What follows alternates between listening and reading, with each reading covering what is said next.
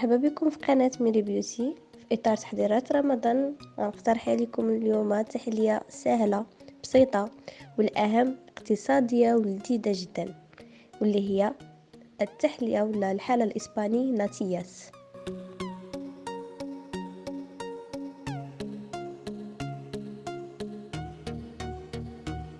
السلام عليكم عزيزاتي، اليوم جيتكم بوصفة جديدة، وصفة رائعة، حالة إسباني ناتياس. كيجي بنين لذيذ وما فيش بزاف ديال المقادير، اذا نخليكم مع المقادير. كنحتاجو 200 مليلتر نتاع الكريمه، 500 مليلتر ديال الحليب، 2 صفر بيضات، معلقه ونص ديال السكر، الا بغيتو يحلاو اكثر ممكن تزيدوا، عود القرفه، قشور الحامض، قشور ديال الحامض، ولا فاني الا كانت سائله من الاحسن، الا ما كانش ممكن تستعملوا سكر فاني، و النشا ممكن نستعملوا 2 ديال المعالق. اذا 200 مليلتر ديال الكريمه، 500 مليلتر ديال الحليب، 2 صفر بيضات، قرفه، فاني وقشور الحامض، السكر معلقه ونص، و2 معالق د مايزنا. اذا غنخليكم مع الطريقه.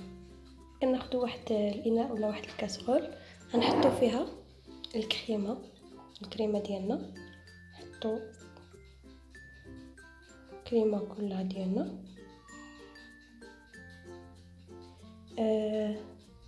من بعد غادي نزيدوا لها الحليب، غادي نزيدوا 400 مليلتر اولا اقل، المهم غنخليو كاس ديال الحليب، من بعد غنشوفوا علاش غنخليو داك الكاس.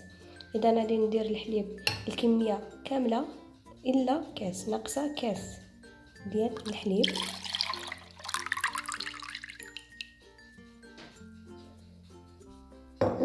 غندير عويدات ديال القرفه ديالي، غندير القشور الحامض ديالي و لافاني، وغندير سكر فاني. اذا بعد ما درت عواد القرفه كيف كتشوفوا، الحامض، الكريمه، الحليب وسكر فاني، غنحطهم فوق النار حتى عادي يغلاو، غنحطهم فوق النار حتى يغلاو.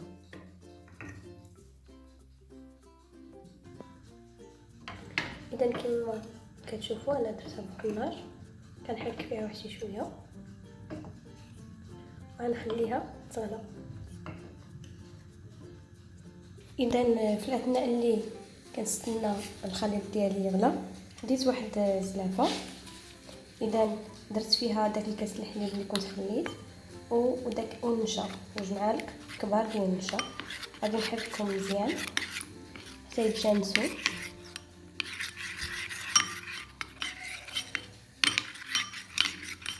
كنحرك مزيان داك النشا،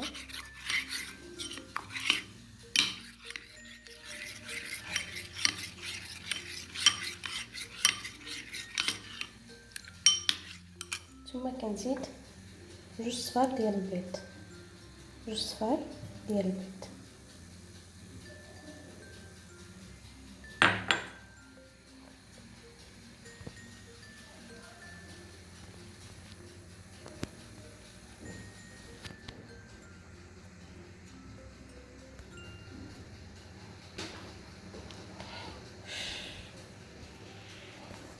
كنحركهم مزيان،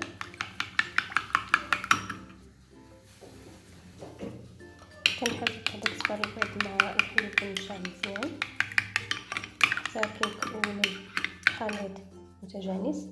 وغنزيد السكر اللي عندنا،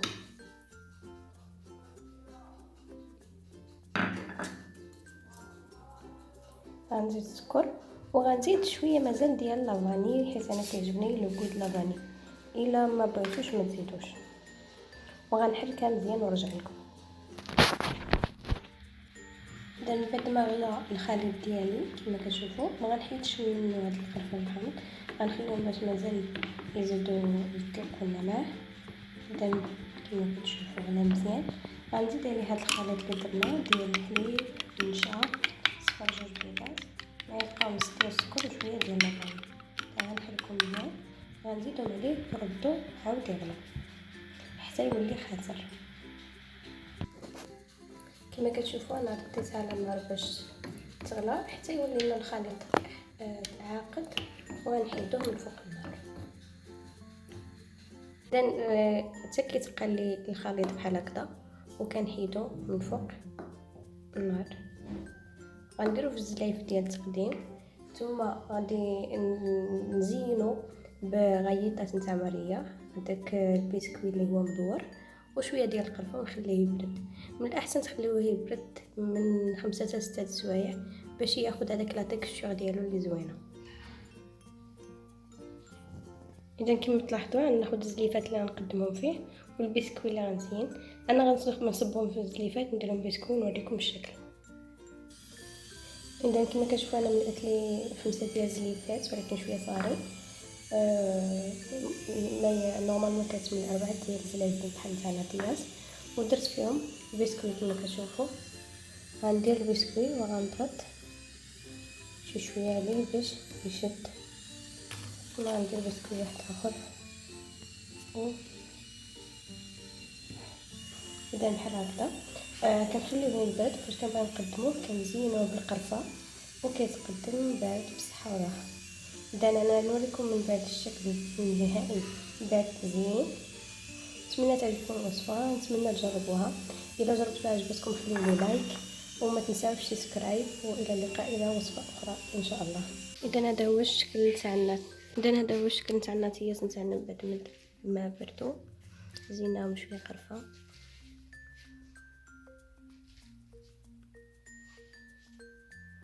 نتمنى تعجبكم الوصفه، ما تنساوش لايك وسبسكرايب.